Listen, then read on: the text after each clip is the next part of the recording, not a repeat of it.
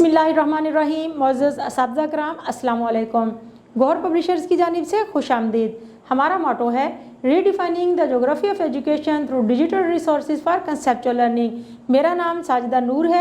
आज के इस वीडियो लेक्चर में हम गौहर निदाए उर्दू जमात शशम का सबक नंबर 9 मछलियों का शिकार शुरू करेंगे। तो आइए चलते हैं हासिलाते ताल्लुम की जानिब। मुअज़्ज़ज़ असातिज़ा किराम, इस सबक को पढ़ने के बाद तुलबा इस काबिल हो जाएंगे कि वो जमात के मायार के मुताबिक कहानी, नज़्म, वाक़या, तकरीर, ऐलान, खुतबा, गुफ्तगू, ख़बर, ड्रामा और हदायत सुनकर सवालात के ज़ुबानी जवाब दे सकें। देखिए, बच्चे ये उसी वक्त कर सकेंगे जब हम बच्चों को इस चीज़ की आदत डालेंगे। जब आप बच्चों को सबक पढ़ा रहे हों तो इस दौरान उनसे वक्तन फ़वक्तन सवालात पूछते रहें। इसके दो फ़ायदे होंगे। एक तो आपको ये मालूम हो जाएगा कि बच्चों का फ़हम कितना मज़बूत है, उन्हें समझ आ रही है या नहीं, और दूसरा ये कि आया बच्चे तवज्जो और ध्यान से सुन भी रहे हैं या नहीं। जहाँ तक इन सारी चीज़ों में इम्तियाज़ करने की बात है तो इस मकसद के लिए आप कमरा जमात में मोबाइल या कंप्यूटर, लैपटॉप पर कुछ ऐसी सरगर्मियाँ भी करवा सकते हैं। मिसाल के तौर पर आप लैपटॉप या कंप्यूटर पर बच्चों को कोई ऐलान, खुतबा, गुफ्तगू, कोई कहानी, कोई नज़्म वगैरह सुनाएं और बच्चों से उनकी पहचान करवाएं। जब बार बार बच्चे इस सरगर्मी से गुजरेंगे तो मश्क होने के साथ साथ उनमें पुख्तगी भी आ जाएगी।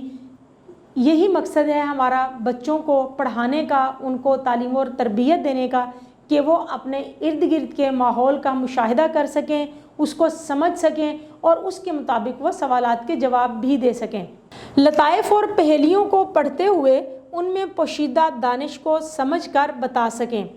मुअज़्ज़ज़ असातिज़ा किराम, जैसा कि आप जानते हैं, लताइफ सुनना, सुनाना, पहेलियाँ एक दूसरे से पूछना, ये बच्चों की बड़ी ही पसंदीदा सरगर्मी होती है। इस सरगर्मी को हम मुस्बत मानों में भी इस्तेमाल कर सकते हैं। लताइफ सिर्फ हंसने के लिए या इंजॉय करने के लिए, उनसे लुत्फ़ उठाने के लिए नहीं होते, बल्कि लताइफ के अंदर भी कोई पोशीदा दानिश होती है। तो बच्चों को इस चीज़ का इल्म होना चाहिए कि अगर कोई लतीफ़ा उनको सुनाया जा रहा है तो उस लतीफ़े में छुपे हुए सबक का भी उनको पता हो। इसी तरह से पहेलियाँ हैं तो पहेलियाँ बूझने की जो मश्क है, जो सरगर्मी है, वो बच्चे बहुत उससे लुत्फ़ उठाते हैं। लेकिन इसके साथ साथ ये है कि बच्चों की ज़हनी पुख्तगी का भी पता चलता है, बच्चों की सोच जो है उसको वुसअत मिलती है। तो ये एक बहुत अच्छी सरगर्मी है। हमारी किताब में भी पहेलियाँ और लताइफ दिए गए हैं, लेकिन इस मकसद के लिए आप बच्चों के दरमियान इस चीज़ का एक मुकाबला करवा सकते हैं। किसी एक दिन आप ये प्रोग्राम रख लें कि आज जो है पहेलियाँ और लताइफ सुनाने का मुकाबला होगा। इस मकसद के लिए आप जमात के 2 ग्रुप बना लें। एक ग्रुप में से कोई बच्चा अगर लतीफ़ा सुनाता है तो दूसरे ग्रुप में से कोई बच्चा उसमें जो पोशीदा पैगाम है, पोशीदा दानिश है, वो बच्चा उसको बताए। तो इस तरह से एक सेहतमंद मुकाबले की फ़िज़ा पैदा हो जाएगी और बच्चे ज़्यादा से ज़्यादा सीखने की तरफ कोशां होंगे। अखबार, रसाइल व जराइद में ख़बरें, इदारिये, रुदादें, इश्तिहारात और ख़तूत बनामे मुदीर वगैरह रवानी से पढ़ सकें। बच्चे ज़्यादातर ऐसा होता है कि अपनी किताब में दिया गया सबक तो बड़ी रवानी से पढ़ लेते हैं, लेकिन अखबार, रसाइल वगैरह को पढ़ना उनके लिए मुश्किल होता है और पढ़ने के बाद फिर उसको समझना भी। इस मकसद के लिए आप अपने स्कूल की लाइब्रेरी से मदद ले सकते हैं।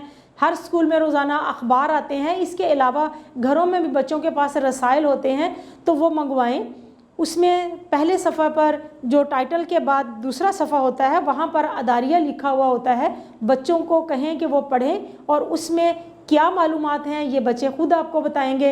इसके अलावा मुख्तलिफ़ अखबार मंगवाएं और अखबार बच्चों को दें और उन्हें कहें कि इसमें अदारिये, कालम, ख़बरें, जो अहम ख़बरें हैं वो पढ़कर सुनाएं। इस मकसद के लिए आप एक और सरगर्मी भी कर सकते हैं कि आप बच्चों से कहें कि वो अपने पास एक रजिस्टर या एक नोटबुक लें और उसके अंदर अखबार की जो हेडलाइंस हैं उनके तराशे उसके अंदर लगाएं। اور بچوں سے روزانہ کی اہم خبریں جو ہے وہ بھی آپ پوچھ سکتے ہیں۔ تو اس طرح سے بچوں کے اندر نہ صرف بتانے کا حوصلہ پیدا ہوگا، اعتماد آئے گا، بلکہ بچوں کے پاس معلومات میں بھی اضافہ ہوگا، اور بچے جب اس طرح کے مقابلوں میں حصہ لیں گے تو وہ زیادہ سے زیادہ معلومات اکٹھی کرنے کی کوشش کریں گے، وہ ایک سے زیادہ اخبار پڑھنے کی کوشش کریں گے، ان کے اندر مطالعہ کا شوق بھی پیدا ہوگا۔ املا کو صحت اور رفتار کے ساتھ تحریر کر سکیں۔ معزز اساتذہ کرام، جیسا کہ میں اکثر آپ کو یہ بات کہتی ہوں کہ جب بچوں سے جملے بنانے کے لیے کہا جائے تو آپ ان کی درست جملہ بنانے میں رہنمائی ضرور کریں، لیکن جملے بچے خود بنائیں۔ بچے سادہ، مرکب اور محاورات کا استعمال کرتے ہوئے جملے بنا سکتے ہیں۔ اس کا یہی فائدہ ہے کہ جب بچے جملے بنائیں گے، ان کی مشق ہو جائے گی، ان کے لکھنے میں پختگی آ جائے گی، تو وہ اچھے جملے اور ربط کے ساتھ رواں انداز میں کوئی بھی پیراگراف لکھنا ہو، کوئی خط لکھنا ہو یا کوئی مضمون لکھنا ہو تو انہیں لکھنے میں کوئی مشکل پیش نہیں آئے گی۔ تو اس مقصد کے لیے آپ کمرہ جماعت میں چھوٹے چھوٹے جملوں سے لے کر مرکب اور پھر محاورات کا استعمال کرتے ہوئے بھی جملے بنوائیں، اور جب بھی کسی ٹاپک پر، کسی عنوان پر بچوں کو کچھ لکھنے کے لیے دیں تو انہیں کہیں کہ کوشش کریں کہ سادہ جملوں کی بجائے مرکب جملوں کا استعمال کریں۔ تو اس طرح سے یہ سبق پڑھنے کے بعد بھی بچے جو ہے وہ اس طرح سے لکھنا شروع کر دیں گے کہ وہ رواں تحریر لکھنا سیکھ لیں۔ کم از کم 150 الفاظ پر مشتمل روداد لکھ سکیں۔ جیسا کہ ہم نے پچھلے سبق میں بھی پڑھا تھا کہ روداد کیا ہوتی ہے، کسی بھی منظر، حادثے، واقعہ یا جلسہ وغیرہ کے بارے میں جو آنکھوں دیکھا حال ہوتا ہے اس کو ہم روداد کہتے ہیں۔ تو روداد لکھنے کا یہ فائدہ ہوتا ہے کہ بچوں کے اندر آبزرو کرنے کی، مشاہدہ کرنے کی جو صلاحیت ہے نا وہ بڑھتی ہے۔ بچے چیز کو غور سے دیکھتے ہیں، اس کو سمجھنے کی کوشش کرتے ہیں، اور پھر ان کو جب اپنے الفاظ میں بیان کرتے ہیں تو یہی بچوں کی تربیت ہوتی ہے۔ اسی مقصد کے لیے بچے اسکول آتے ہیں، یہی سیکھنے کے لیے، یہی اعتماد سیکھنے کے لیے، اور یہ چیزیں جو بچے اس لیول پر اسکول کی سطح پر سیکھ لیں گے وہ آنے والے دنوں میں، آنے والے سالوں میں ان کے لیے زیادہ فائدہ مند ثابت ہوگی۔ عنوان اور آغاز کی مدد سے کم از کم 150 الفاظ پر مشتمل کہانی لکھ سکیں۔ دیکھیں، اس سے پہلے بھی ہم پڑھ چکے ہیں کہ بچوں کو سب سے پہلے آپ نے یہ بتانا ہے کہ کہانی لکھتے ہوئے کون کون سے اصولوں کو مد نظر رکھنا ہے۔ کہانی ہمیشہ صیغہ ماضی میں لکھی جاتی ہے۔ کہانی کے اندر جو کردار ہیں وہ آپ کو پہلے سے معلوم ہونے چاہیے، اس کا عنوان پہلے سے آپ کے پاس معلوم ہونا چاہیے کس عنوان پر ہم کہانی لکھ رہے ہیں، اور کہانی کے اندر جو واقعات ہیں وہ ایک ترتیب کے ساتھ ہونے چاہیے، کیونکہ آگے پیچھے جو واقعات ہو جائیں تو پھر پڑھنے والے کی اس کے اندر دلچسپی نہیں رہتی۔ اور کہانی کے اختتام پر کوئی اصلاحی نتیجہ یا اخلاقی سبق جو ہے وہ ضرور ہونا چاہیے۔ تو بچوں کو آپ جب یہ سارے اصول بتائیں گے اور ان کی رہنمائی کریں گے تو بچے اس قابل ضرور ہو جائیں گے کہ وہ خود سے 150 الفاظ پر مشتمل کہانی لکھ سکیں۔ اسم ذات کی اقسام کی پہچان اور استعمال کر سکیں۔ پچھلے سبق میں ہم نے پڑھا تھا اسم ذات، اسم کی اقسام ہم نے پڑھی تھی۔ اب ہے ہمارے پاس اسم ذات۔ اسم ذات کے جیسا ہم پہلے بھی پڑھ چکے ہیں کہ ذات کو ظاہر کرتا ہے، کسی شخص، چیز یا جگہ کے اپنے وجود کو ظاہر کرتا ہے۔ تو اسم ذات جو ہے اس کی اب کون کون سی اقسام ہیں یہ اس سبق میں ہم نے پڑھنا ہے۔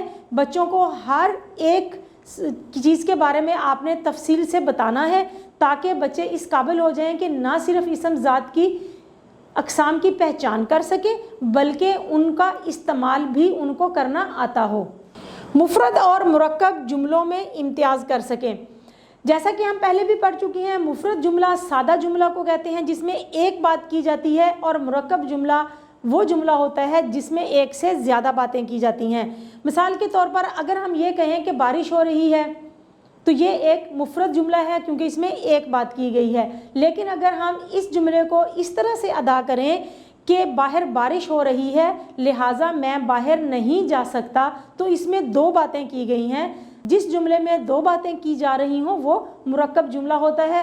مفرد اور مرکب جملوں کی پہچان کرانے کے لیے ہماری کتاب میں تو ایک مشق دی گئی ہے، سرگرمی دی گئی ہے، لیکن آپ روزمرہ زندگی میں سے بھی بچوں کو جملے دے کر ان کی پہچان کروا سکتے ہیں، بلکہ زیادہ بہتر یہی ہوگا کہ کلاس میں، جماعت میں آپ ایک مقابلہ کروائیں، ایک بچہ اگر مفرد جملہ بولتا ہے تو دوسرا بچہ جو ہے اسی مفرد جملے کو مرکب جملے میں تبدیل کرے.